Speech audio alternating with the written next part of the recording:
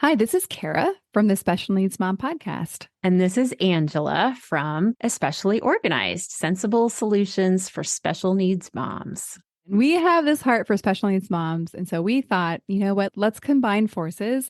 And we have come up with what we're calling the Purge Party. And you can pretty much guess what it is. It's a party where we're going to come together and we're going to purge, or in general, accomplish a goal, a small goal together. So we have set this for January 27th, starting at 8 o'clock for my Pacific Coast people, which means 11 o'clock for all of you on the East Coast. So this is an opportunity. If you have something on your to-do list that has just been stuck there and you are wanting to move it up on the list, you're wanting to tackle, maybe it's a space or an area of your home or a category in your home that has just needed a little time and attention. This is your opportunity for you to be online with us while you work and have access for us to help you answer your questions, help guide you, and just serve you for those 2 hours.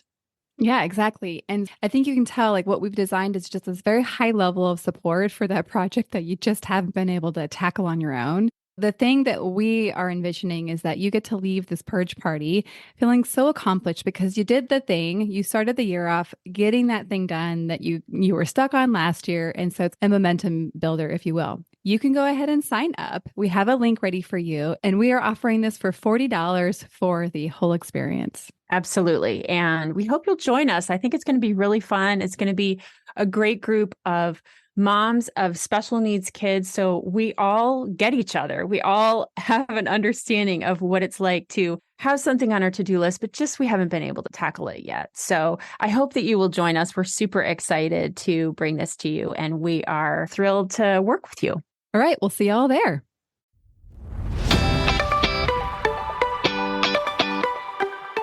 Hi, I'm Kara, life coach, wife, and mom to 4 incredible and unique children. It wasn't all that long ago that my son received a diagnosis that had my world come crashing down. I lacked the ability to see past the circumstances, which felt impossible, and the dreams I once had for my life and family felt destroyed. Fast forward past many years of surviving and not at all thriving, and you'll see a mom who trusts that she can handle anything that comes her way and has access to the power and confidence that once felt so lacking. I created the Special Needs Mom podcast to create connection and community with moms who find themselves feeling trapped and with no one who really understands. My intention is to spark the flare of possibility in your own life and rekindle your ability to dream. This isn't a podcast about your special needs child. This is a podcast about you. If you are a mom who feels anxious, alone, or stuck, then you are in the right place. Welcome. Hello, and welcome to the Special Needs Mom podcast. This is Kara, your host, and I am so glad you're here. Today, we're going to have a short episode, or at least I'm going to try to keep it short. And I want to bring to you kind of a combination of something that happened this week in my life and pair it with some things I'm noticing over in the coaching community that I have. I think it's going to be really valuable. It's on the topic of feeling alone. So I know this is a major common thread that we have as special needs moms. So here's a quick story I'll share with you. Earlier this week, Levi and I found ourselves at the emergency department to investigate some things that were going on for Levi. Now, I won't bore you with the details here, but really we were ruling out anything major going on, and you know how the ED works. You're there for a long time. Obviously, going down there, we felt it was urgent enough to invest the time and the energy into staying there all night. So there's always this question in the background of like, oh, are we really okay? Like what's happening here? And then there's all the trauma from all the lights and sounds and smells that are part of our history. And so one of the things that I wanted to share from that experience, though, is I noticed this weird tension. This tension between really wanting people to know what was going on in my world and really not wanting to share with people.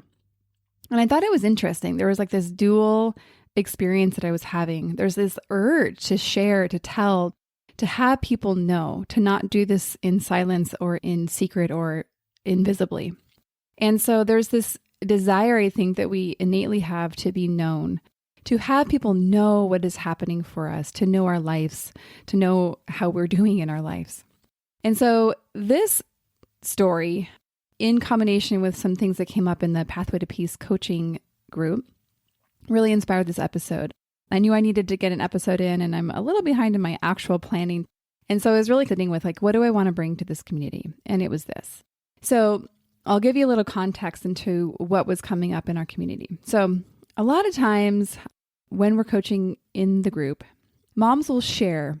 And my job in this case is to just really hold space and to listen, to genuinely listen, not with any intention, not with anything, but actually just to witness their story and to be with them. And so as I do this, as I listen, I generally take a lot of notes. I'm a note taker. I'm a very visual person, so that just works for me. And I write down the specific words that my clients say. So this helps me kind of see themes and then sometimes trace back to the exact words that were said, because it really helps us expose the things that we were really not aware of. When we go back and people reflect back to us what we've said, we're like, oh, wow. It really does expose some of the automatics or the things that we haven't questioned that are actually really helpful to question. And that's really what this episode is about. So during this particular download, one of the things that this client said was, I feel so alone because I am alone. And I totally get it. I totally get it. Yes, we are physically alone when we are the ones up at night. We're physically alone when we're in the room at the hospital, like the emergency department. It was just me and my son. Nobody else was really able to see that. Obviously, there's the providers there, but I think that's a little bit different. We're the only ones that are making the calls, that are staying up at night, trying to understand what is going on with our child. So because of all this, because this is a common experience, we are kind of all having these moments. We have a lot of evidence that this is true, that we are alone because we are alone. But this episode is about us not stopping there. I want us to recognize that although we have these moments where we are truly physically alone, there's nobody else in the room. There's nobody else that has the sole responsibility to take care of this child like we do. That we're actually not as alone as we feel. And if you've listened to the podcast a while, you'll know that when we have thoughts about any given circumstance, anything that has happened or not happened, we have these thoughts, and those are what really create our experience or our feelings with them. We feel alone, not because we're physically in the room alone, but because the experience that we're having is that we don't feel like people are with us. We don't feel like people are suffering with us. We don't feel like we have anybody to lean on in those moments. And so when I heard this mom say, I feel so alone because I am alone, I bet you're nodding in agreement, yeah, that's true. It's like when you report the weather. It's like when you say it is 50 degrees at night and it's going to be 75 degrees and sunny in the morning. Truly, we don't know if that's actually going to happen, but we can say, well, this is what my app says. And it's just a neutral thing. You don't really say it with a lot of emotion unless you're begging for the sun, like we are here in San Diego. It's been a really rainy year, okay? We're having a hard time. So when I hear these things reported as though it just is, this is where my little coachy brain just puts a note there hey, this is something to loop back to. This is something to perhaps question. Because if we know that the reason that we are experiencing this aloneness is not because of the circumstance, it's because of our relationship to it. It's because of how we're thinking and the beliefs that we have in relationship to our situation. I want to actually reflect back that facts are very different from these interpretations that we have. Many times we have all just collaboratively accepted parts of being a special needs mom, and we almost link arms and join the misery together. And there's value to that, right? There's value to actually being together and kind of acknowledging some of the hardships. I don't want us to stop from doing that, but I do want us to actually recognize when we are maybe enabling our community to continue to kind of sink down together.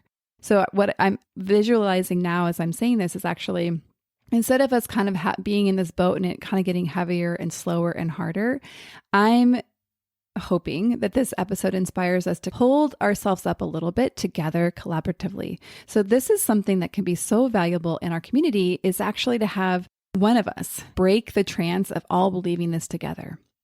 And as we do this, it'll shift from we all just think this and accept it to actually learning to question it so that we can have a different experience.